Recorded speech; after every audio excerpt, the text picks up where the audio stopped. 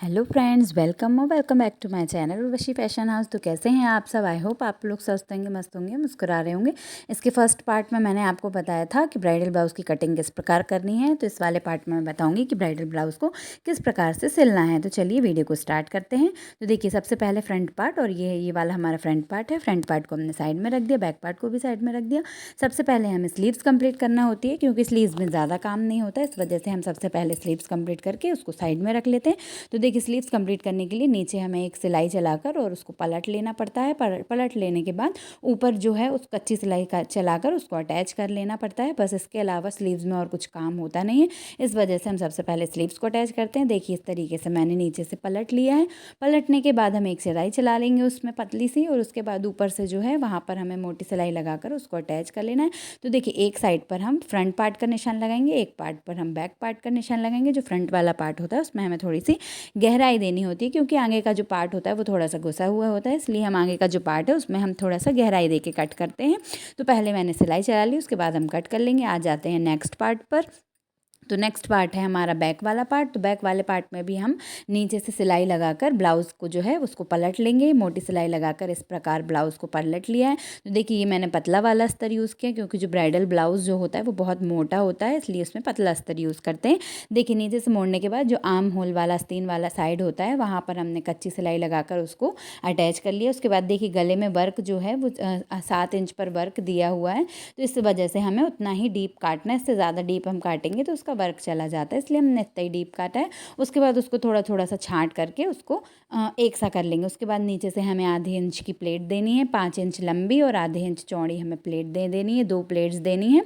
इस तरीके से प्लेट देने के बाद और नीचे से जो है वो प्लेट्स को खोल के यहाँ से हम थोड़ा सा लॉक कर लेंगे, ताकि प्लेट जो है वो हमारी आसानी से खुले नहीं, क्योंकि नीचे का जो पार्ट होता है वो थोड़ा सा मजबूत होना चाहिए। तो देखिए, बैक वाले पार्ट में भी सिर्फ इतना ही काम था। अब इसमें जो है वो डोरी हम लगाएंगे। वो कस्टमर का कहना था कि लटकन जो है वो मैं हैवी वाले यूज़ कर लूँगी, इसलिए मैंने इसमें टसल्स ज़्यादा हैवी नहीं बनाए हैं।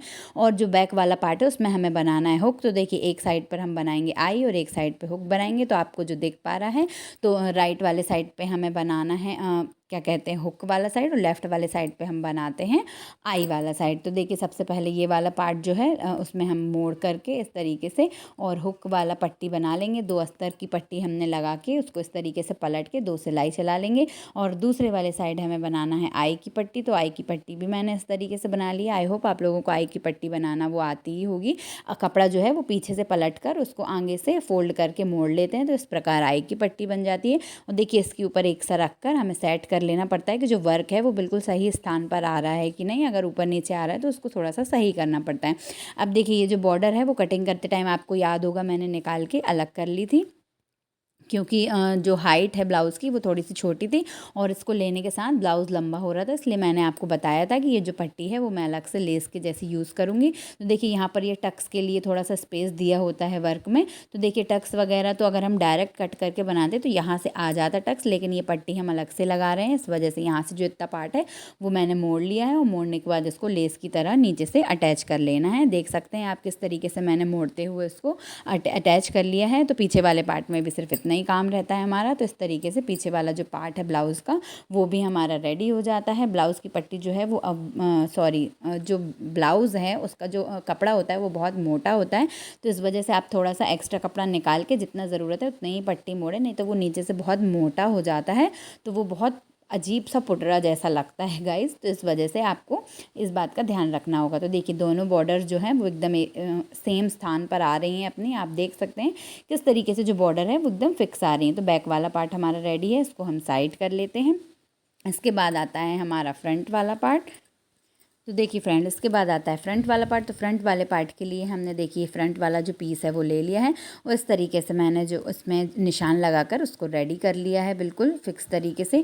तो आप लोग देख सकते हैं कि किस तरीके से मैंने उसको रेडी कर लिया है। ये वाला जो गला है वो दिया है हमारा निशान लगाया था, क्योंकि 6 इंच का ही नॉर्मल रहता है, 5 इंच का थोड़ा ज़्यादा छोटा हो जाता है, लेकिन फ्रेंड इसमें 5 इंच का ही दिया था, तो इसमें हम कुछ नहीं कर सकते। ऊपर से भी स्पेस नहीं था कि हम इसकी हाइट बढ़ा लेते, इसलिए हमें 5 इंच का ही गला इसमें कट करना है। तो देखिए, इस तरीके से पहले मैंने मैंने अस्तर में कट कर लिया है। उसके बाद अस्तर को इस तरीके से रख कर के सेट कर लेना है। इस प्रकार आपको सेट करना है। आप देख सकते हैं वर्क की जगह पर ही आना चाहिए। चाहे तो आप पेपर पिन्स लगाकर नीचे का जो बॉर्डर है वो और ऊपर का जो गला है वो बिल्कुल सेट करते हुए पहले आप पेपर पिन लगा लीजिए। उसके बाद आपको कच्ची सिलाई या पक्की सिलाई कुछ भी लगा लेना है। तो देखिए इस तरीके से हमें सिलाई लगाना है। तो इसमें हम उल्टी पट्टी पलट नहीं रहे हैं। यहाँ पर गले के लिए मैं और भी पट्टी से पलटूंगी और नीचे अलग से पट्टी लगाकर उसको फिनिश करेंगे। तो इस तरीके से पहले मैंने अटैच कर लिया है अस्तर, उसमें पूरे में पेपर पिन्स लगाकर उसको अटैच कर लिया है। वर्क देखिए वर्क की जगह पर आना चाहिए।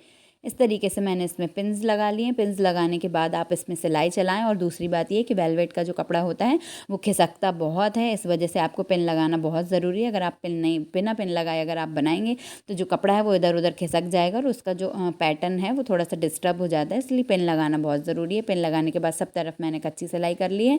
देख सकते हैं आप, हर तरफ मैंने मोटी सिलाई लगाकर अस्तर को और मेन कपड़े को अटैच कर लिया है। उसके बाद जो थोड़ा बहुत कहीं से ज़्यादा कम है गला, उसको आप थोड़ा थोड़ा सा छांट के अलग कर लीजिए। ज़्यादा हमें नहीं छाटना है, आधा आधा इंच का गैप आप रखिए, क्योंकि पट्टी पलटने के बाद कंप्लीट हो जाता है ये। अगर आप पूरा काटेंगे तो अगर आप पट्टी पलटेंगे तो वर्क वाला हिस्सा चला जाएगा। अब देखिए यहाँ पर इतना जो है वो गैप दिया रहता है। तो यहाँ पर 1.5 इंच की मैं प्लेट्स लेने वाली हूँ। तो इस तरीके से यहाँ पर मुझे निशान लगा लेना है। तो देखिए निशान प्रिंस कट का इस तरीके से लगाते हैं। ऊपर से आता है 11 इंच पर बस्ट पॉइंट और ब्रेथ के हिसाब से 3 इंच या 4 इंच पर आप चौड़ाई का निशान लगा लेते हैं। तो देखिए इस तरीके से निशान लगा के मैं कट कर लूँगी और कट करने के बाद इसको मैं जोड़ दूँगी। तो इस तरीके से हमारा प्रिंस कट बनने वाला है। तो देखिए पहले ये वाला पार्ट को अलग किया और नीचे से इस तरीके से यहाँ जो आर्म होल वाला साइड होता है यहाँ से भी हमें प्लेट्स देनी होती है और नीचे से भी इस तरीके से हमें गहराई देते हुए कट करना पड़ता है।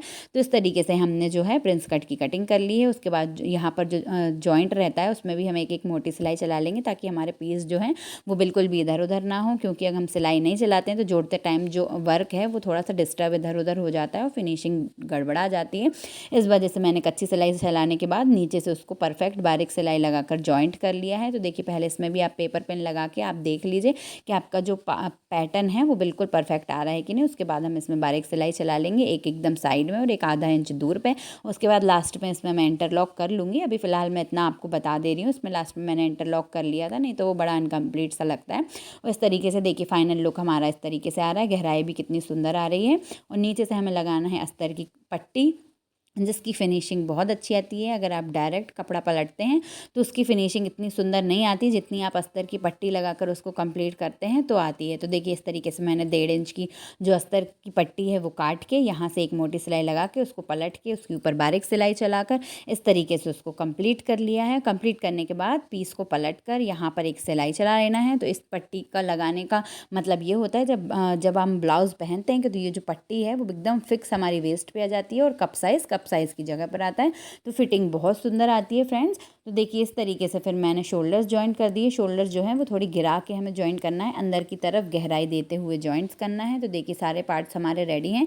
इसके बाद सिर्फ हमें स्लीव्स जोड़कर फिटिंग करनी है। तो देखिए साइड्स का जो पार्ट है वो आप मिला के देख लीजिए, ज़्यादा या कम तो नहीं हो रहा। ये वाला आगे का पार्ट थोड़ा सा मुझे हल्का सा कम गोल लग रहा था तो मैंने थोड़ा सा छांट दिया है। अब देखिए फ्रंट वाला पार्ट फ्रंट वाले पार्ट पे और बैक वाला पार्ट बैक वाले पार्ट पे लगा के मैंने इस तरीके से स्लीव्स जॉइंट कर ली हैं। देखिए फिनिशिंग कितनी सुंदर है। इसके बाद हम कर लेंगे फिटिंग।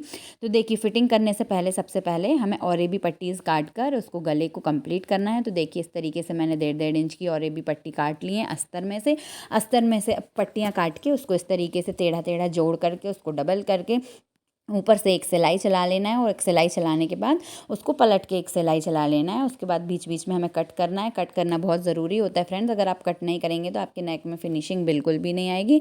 तो इस तरीके से कट लगाकर आप देख सकते हैं एक सिलाई मैंने मार्जिन को लेते हुए चला ली। उसके बाद वर्क को कम्प्लीटली पलटते हुए एक सिलाई हमें उल्टे साइड से चला लेना पड़ती है। इसमें हम पाइपिंग वगैरह नहीं दे सकते हैं क्योंकि ऑलरेडी वर्क दिया हुआ होता है, इसलिए हमें इसमें अस्तर की पट्टी लगाना पड़ती है।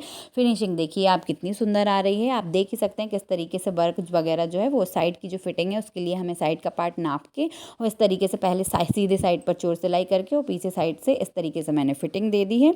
और ब्लाउज़ जो है वो हमारा बिल्कुल ही रेडी है। फिटिंग देखिए आप 3-3 4-4 सिलाई दे दीजिए क्योंकि ये ब्राइडल वाला ब्लाउज़ होता है और ब्राइडल ब्लाउज़ जो है वो थोड़ा सा टाइट ढीला ना हो और मेन ओकेजन में कुछ प्रॉब्लम ना हो जाए, इस वजह से हम 3-4 सिलाई दे देते हैं। अब देखिए फाइनल लुक आप देख सकते हैं कितना सुंदर ब्लाउज़ हमारा बन करके रेडी हुआ है। फिनिशिंग भी देख सकते हैं कितनी सुंदर है, स्लीव्स की, फ्रंट पार्ट की, बैक पार्ट की, हर जगह की फिनिशिंग जो है वो कितनी सुंदर है। कप साइज़ भी कितना सुंदर है, गहराई भी बहुत सुंदर आई है।